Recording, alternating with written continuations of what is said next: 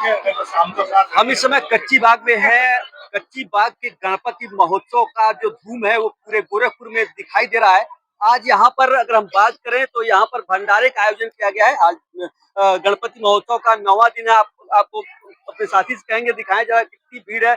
वहाँ पे लोग लाइन लगा के अभी जो है अपनी बारी का इंतजार करते हुए नजर आ रहे हैं कि उनकी भी बारी आएगी और गणपति भगवान का प्रसाद उनके हाथ में भी आएगा और वो उससे उसको खाकर और अपने आप को धन्य महसूस करेंगे। हमारे साथ मनीष जैन जी हैं जो कि यहाँ के अध्यक्ष भी हैं, पूर्वांचल गणपति महोत्सव आपके ये कच्ची बाग के ये अध्यक्ष भी हैं। हम इनसे जानेंगे कि सर, क्योंकि 9 दिन बीत गए, 9वां दिन चल रहा है, आज भंडारा, एक दिन आपने 56 भोग, ऐसे कितने कार्यक्रम होते हैं और कितना सुख मिलता है और भक्त कितना क्या होते हैं? जैसा कि आप प्रथम दिन से ही यहाँ पे आकर के देख रहे हैं, कितने विशाल संख्या में यहाँ श्रद्धालु भक्त आ रहे हैं, भगवान को प्रसाद चढ़ा रहे हैं, प्रसाद पा रहे हैं, आशीर्वाद पा रहे हैं। तो ये एक ऐसा स्थान है कि जहाँ से भगवान सबके घरों में खुशियाँ भेजते हैं, सबके सर के ऊपर हाथ रख करके भगवान आशीर्वाद देते हैं और भक्तों को गले लगाते हैं। ये एक ऐसी जगह है कि जहाँ भक्तों की हर मनोकामना पूरी होती है। इसीलिए इस जगह का इतना नाम प्रसिद्ध है और भक्त इसीलिए यहाँ पर आते हैं कि जो कुछ मांगते हैं खाली हाथ नहीं जाते, सबकी मनोकामना पूर्ण होती है। हर आदमी के दुख दूर होते हैं, भगवान सुख संपदा ऐश्वर्य सब भगवान जो है यहाँ आशीर्वाद स्वरूप भक्तों को देते हैं। 10 दिन की बात है, 10 दिन यहाँ लगातार, और आपका मेहनत 10 दिन, क्योंकि आपकी भक्ति हमने देखा है, ऐसा नहीं है आपको यहाँ घंटों बैठते हुए गणेश जी के पास देखा। आपने हृदय से जब गणेश जी को लगाया, कैसा महसूस हुआ? देखिए, जब भगवान गले लगाते हैं तो उस क्षण का व्याख्यान नहीं किया जा सकता। कैसा असीम सुख की प्राप्ति होती है, लगता है कि पता नहीं कैसी कौन सी दुनिया में चले गए और भगवान ने हमको ये सौभाग्य दिया कि हम उनको चरण स्पर्श कर पा रहे हैं और भगवान हमको गले लगा रहे हैं। ये भगवान ने हमको बहुत बड़ा आशीर्वाद दिया है। और आप जैसा कि देख रहे हैं, यहाँ हर कार्यक्रम बहुत ही सुंदर और भव्य हो रहा है। 29 तारीख को बच्चों ने सांस्कृतिक कार्यक्रम की प्रस्तुति की, वो भी आपने देखा, कितनी दिव्य थी बच्चों की प्रस्तुति। भगवान के प्रति आस्था बढ़ रही है कैसी बच्चों में। और उसी के बाद देखिए, अभी 2 तारीख को हमारे यहाँ विशाल जागरण हुआ, हजारों की संख्या में यहाँ श्रद्धालु भक्त जुट गए और प्रांगण पूरा खचाखच भर गया। और शाम को 7 बजे जो चालू हुआ था हमारा जागरण का कार्यक्रम, अगले दिन सवेरे 6 बजे तक चला।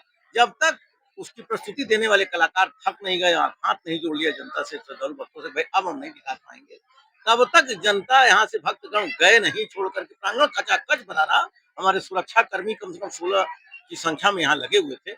वो भी पूरी रात मेहनत की, उनको भी मैं धन्यवाद देता हूँ। पूरी रात जाग करके उन्होंने माताओं बहनों को सुरक्षा भी प्रदान की, कोई अपनी घटना न घटे उसके लिए। और कलाकारों ने बहुत ही अच्छी प्रस्तुति। और जैसा कि आज आप देख रहे हैं कितना विशाल भंडारा है, आज आशा है कि कम से कम यहाँ 10,000 लोग अपना प्रसाद ग्रहण करेंगे भगवान के प्रसाद का। और जैसा कि देख रहे हैं कि ये आयोजन विगत 22 वर्षों से चला आ रहा है और अब इस जगह का लोगों के प्रति आकर्षण इसलिए भी बढ़ रहा है कि एक ऐसी जगह है कि जहाँ आकर के मनोकामना मांगने के बाद आदमी खाली नहीं आता, भर जाता है झोली उसकी।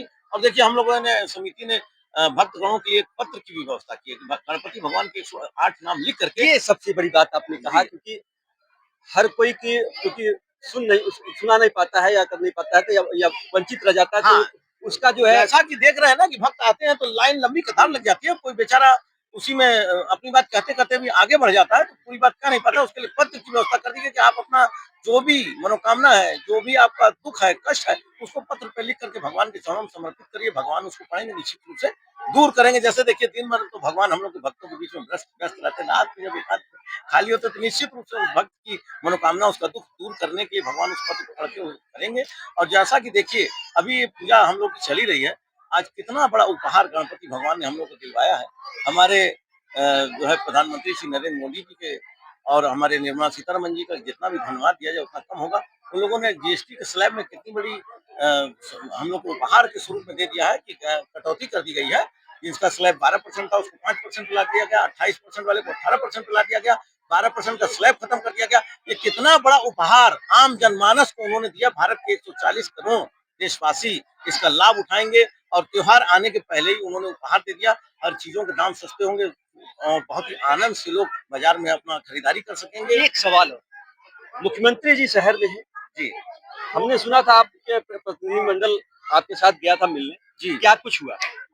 हमारे परम पूज्य आदरणीय योगी आदित्यनाथ जी महाराज ने हमारे निमंत्रण को बहुत प्रेम पूर्वक स्वीकार किया था इस समिति के। और जब वो खाली समय में थे, ऐसा कि जब उनके पास समय रहता था तो वो इस समिति में आते भी थे। गणपति महाराज उनको आशीर्वाद देते थे और वो हम सब लोगों को आशीर्वाद देते थे।